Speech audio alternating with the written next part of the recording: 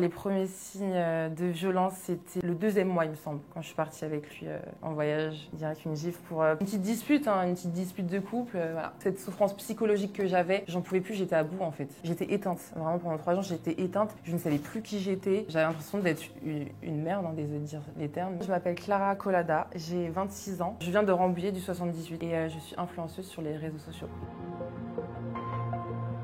Alors, j'ai commencé les réseaux en 2021, il me semble, avec des youtubeurs. Je sais pas si vous les connaissez, c'était l'Idéal, Saphir, Idrissa à l'époque. C'était des vidéos prank, rigolos, des petits jeux qu'on faisait, voilà, c'était enfantin. J'avais fini mes études. C'était vraiment l'occasion de pouvoir faire des vidéos. J'avais tout le temps, donc je me suis dit pourquoi pas. Je suis allée dans leur villa et voilà, on s'est tous bien entendus et c'était cool. J'ai fait un bac SMG, ensuite j'ai fait un BTS communication et après j'ai eu mon bachelor en marketing communication. Je me suis dit, en fait, mes parents ils voulaient que je fasse des études. Je me suis dit pourquoi pas, ça m'intéresse la communication. Marketing, tout ça, digital.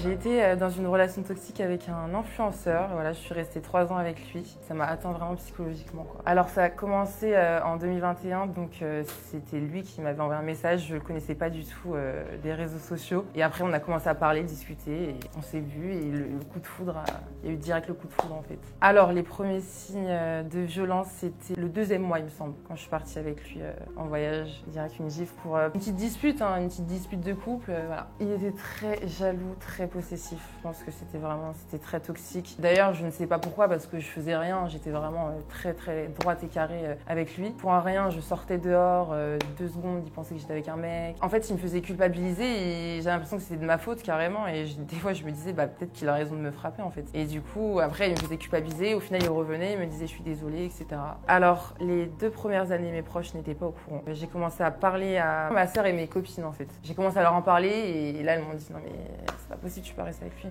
Et après, ça dure encore 1 an. Mais la 3e année, il s'est beaucoup calmé en fait. Je lui ai mis un ultimatum, je lui ai dit en fait, si tu continues, c'est mort. Et du coup, pourquoi je l'ai quitté? Parce que c'était une accumulation de tout. Cette souffrance pendant 3 ans, cette souffrance psychologique que j'avais, j'en pouvais plus, j'étais à bout en fait. J'étais éteinte. Vraiment, pendant 3 ans, j'étais éteinte. Je ne savais plus qui j'étais. J'avais l'impression d'être une merde, désolé de dire les termes, mais vraiment, il me rabaissait souvent. Donc, parce qu'en fait, pendant 3 ans, on se montrait sur les réseaux sociaux, mais personne ne savait en réalité notre vraie relation qui était en interne. Donc je me suis dit, c'est le moment de dire à ma communauté tout ce que j'ai subi en fait. J'ai bien fait une vidéo pour en parler, d'ailleurs la vidéo dure 16 minutes et tout ce qui m'est arrivé pendant 3 ans avec lui. Je l'ai supprimé parce que j'ai eu quelques menaces en interne, parce qu'après c'était une histoire sans fin quoi. Lui il rétorquait de son côté, il inventait des trucs sur moi. D'ailleurs c'était très puéril, personne ne l'a cru d'ailleurs. Voilà, je me suis dit, au moins les gens ils savent la vérité. Alors du coup oui, de son côté, il était très infidèle. Je l'ai su 2 ans après. Pendant 2 ans, je pensais qu'il était fidèle. J'avais quand même quelques doutes, mais il était très fort, très manipulateur, très fort dans ce qu'il disait. Du coup, moi, amoureuse, je le croyais. Et du coup, 2 ans après, j'ai su, grâce à une amie en commun, qui m'a tout dit. Faut savoir que tout son entourage était au courant pendant 2 ans, voilà. Sauf moi, du coup. Elle m'a tout dit, tout ce qu'il faisait, donc qu'il me trompait avec toutes les filles. J'ai eu des échos de ses ex après mon témoignage. Et pas que ses ex, beaucoup de filles qu'il a aussi fréquentées il y a très longtemps et qui m'ont dit la même chose. C'est allé jusqu'aux mains de la justice aussi. Bien sûr, c'est un schéma qui a été reproduit plusieurs fois. J'ai essayé de le changer, j'ai essayé d'être sa psy pendant 1 an du coup, quand j'ai su qu'il me trompait, etc. Et j'ai essayé de le faire changer. Je lui parlais des heures. Je lui dis, mais tu sais que ce que tu fais, c'est pas normal, ce n'est pas normal. C'était trop bizarre en fait. Je comprends pourquoi tu fais des trucs comme ça. Qui fait ça à la fille que tu aimes? J'ai essayé de lui parler plusieurs fois, du coup, pour le faire changer. Mais au final, il est toujours pareil. Au tout début de notre relation, il m'interdisait de voir mes amis. Alors des relations mecs, impossible. Rayé de la liste. Tous mes potes, je les ai tous bloqués de partout. Mais après, il s'est calmé au fur et à mesure du temps. Il se calmait un peu, je pouvais faire une petite sortie ou 2, boire un petit verre vite fait. J'ai appris aussi que du coup, quand il m'interdisait de sortir, il sortait en cachette en boîte de nuit dans mon dos. Alors professionnellement, ça se passait pas du tout bien. Justement, quand je faisais des vidéos avec lui, c'était du stress. D'ailleurs, j'ai perdu 10 kilos à cause de ça. Je suis tombée en dépression, je mangeais plus tellement j'étais stressée par le contenu qu'on devait faire. C'était insoutenable. C'était de la pression psychologique qu'il me mettait. Quand j'arrivais pas à faire une vidéo, il me criait dessus. Et non, tu fais pas ça, c'est pas comme ça qu'on fait. Et moi, vu que j'étais amoureuse, je le faisais. Ah, c'était que ça. C'était que du scénario inventé. Oui, tout était fake. Alors clairement, depuis que je suis célibataire, je revis. Je me sens libre de mes faits et gestes. Et j'ai plus ce stress permanent que j'avais au quotidien. Et je suis enfin libérée. Genre, je me souvenais même plus, c'était quoi la satisfaction de me sentir libre en fait, tout simplement. J'ai coupé contact avec tout le monde. J'ai bloqué tout le monde. Je ne veux plus le voir nulle part. Et en fait, je pense que c'est ça aussi qui m'aide. Le fait de voyager, de m'aérer l'esprit aussi, ça m'a beaucoup aidé. Je suis heureuse, épanouie. Je pense que cette relation a été un mal pour un bien parce que je sais ce que je ne veux plus dans mes prochaines relations. Ça, c'est clair et net qu'aujourd'hui, je me respecte. Je n'accepterai plus jamais un aussi grand manque de respect. Et voilà, premier red flag, tu dégages. J'ai un message pour les filles qui ont été dans la même situation que moi et qui le sont encore. C'est d'ailleurs pour ça aussi que j'ai fait ma vidéo, que je l'ai postée sur TikTok. C'était pour faire de la prévention. Et on est plein dans ce cas-là. Donc vraiment, les filles, parlez. Si vous avez de la violence, vous êtes sous la pression psychologique, etc., juste fuyez et je vous jure que vous serez mieux sans lui. Moi, j'étais persuadée que j'étais rien sans lui. C'est la meilleure chose qui me soit arrivée.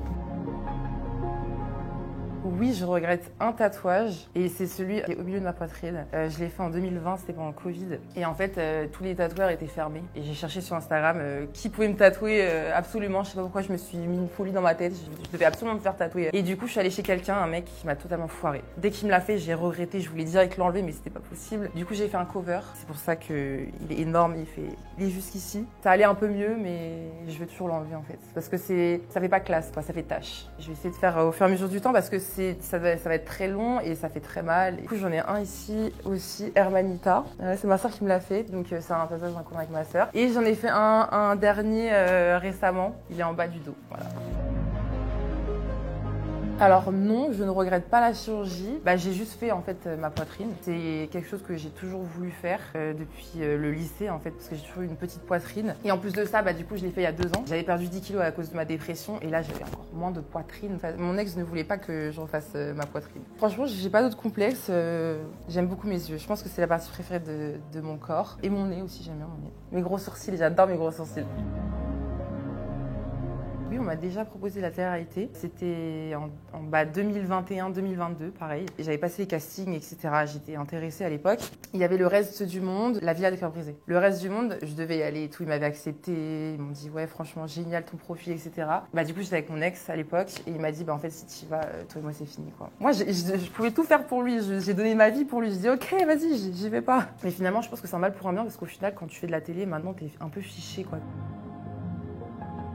Il n'y a jamais eu de bail entre moi et Ilan Safran. Aujourd'hui c'est Léna, demain une autre. Elle me dit prends ma main, je ne veux pas. Non vraiment, il a essayé sur les réseaux sociaux, mais je pense que c'est un peu pour le buzz. Je pense qu'il est un peu comme ça avec toutes les filles. Mais il s'est jamais rien passé. Carrément, je l'ai jamais vu. À part au combat, là, c'est tout. Carrément, j'ai une petite anecdote. Quand j'étais avec mon ex, il y a quelqu'un de très connu, genre une star internationale vraiment, qui m'a DM et je l'ai recale parce que j'étais avec mon ex. Et alors que j'étais très fan de lui. J'ai répondu, mais c'était au moment où il faisait ses bails là, où j'étais plus avec lui, que j'avais su qu'il me trompait, etc. Et au final, il m'avait proposé 2 fois qu'on se voit et j'ai refusé les 2 fois. Ça, c'est une question un peu intime, si je gagne bien ma vie ou pas. Oui et non, quoi. Ça dépend des personnes. Je vais pas me plaindre. Franchement, je me débrouille très bien aujourd'hui, même depuis que je suis plus avec lui, etc. J'ai mes petites collabs, je suis très tranquille. Non, franchement, tout va bien pour moi. Oui, il y a des collabs que je refuse parce que je me dis, c'est pas fait pour moi, quoi. Pas vendre quelque chose qui ne me reflète pas et qui me sert à rien, en fait. S'il y a des filles qui m'inspirent dans ce milieu-là, j'aime bien la vibe de Vaya, et c'est une TikTokeuse. Vaya, Shana, tout ça, je les trouve trop mignonnes, ces filles-là. J'aime bien leur vibe. Ah non, je ne veux plus faire de drama, mais c'est mort. En fait, déjà, c'est la honte. En fait, voilà, c'est la honte. Moi, je ne veux plus de ça. Moi, j'ai vraiment été manipulée, c'est pour ça que j'ai fait tout ça. Mais non, ça me reflète pas du tout, en fait. Moi, là, ça y est, je veux faire du contenu lifestyle, je veux me montrer moi-même, quoi. Ah oui, sur les réseaux, je reçois souvent des messages chelous, hein, ça c'est clair. Hein. C'est souvent des mecs, du coup, qui me disent oui, je te paye ça, je te paye un sac à 5 000 €, monte tes pieds, je t'envoie 1 000 €. Enfin, c'est que des trucs comme ça. Ou alors, je te marie quand? Est-ce qu'on va répondre à vos messages? On va pas répondre, c'est pas possible. En fait, généralement, tous ceux qui proposent une grosse somme pour les pieds, c'est du fake, c'est de l'arnaque. C'est des mecs juste, ils veulent te parler, donc ils te disent vas-y, tu veux tant et tout.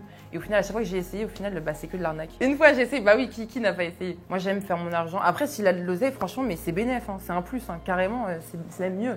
Je vais pas mentir. Et sur TikTok, je sais pas pourquoi, mais à chaque fois, il me propose des personnes très bizarres. Des gens genre qui habitent dans une cave, qui sont sales, ils ont les pieds noirs et tout. Il a pas de dents. Et en fait, c'est un mec qui vient leur donner de la nourriture et tout. Et vraiment, ils vivent comme au Moyen-Âge, quoi. Ça fait très flipper. Et je sais pas pourquoi, c'est tellement bizarre que je reste dessus. Et au final, il me propose tout ça sur mon fil d'actualité. Il me propose que des personnes bizarres. Dans 10 ans, je me vois où? Franchement, dans 10 ans, j'aurai quel âge? 46 ans? Non, 36 ans, pardon. Oh là!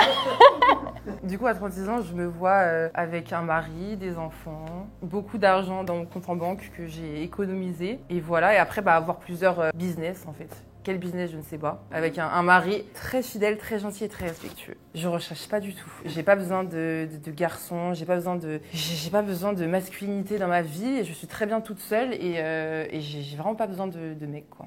Je suis très fatiguée.